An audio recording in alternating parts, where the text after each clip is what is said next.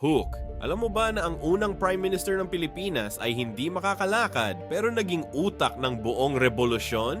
What happened?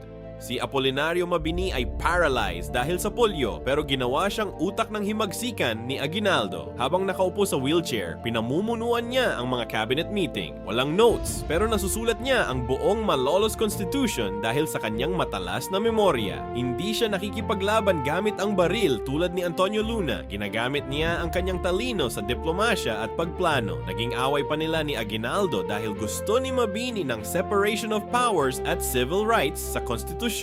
How it affects today.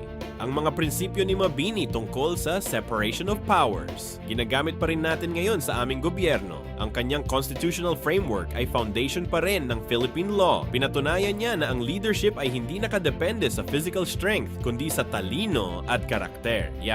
Lessons on Denain, ang tunay na lakas ay nanggagaling sa isip at puso, hindi sa katawan. Ano sa tingin mo ang pinakamahalagang katangian ng isang leader?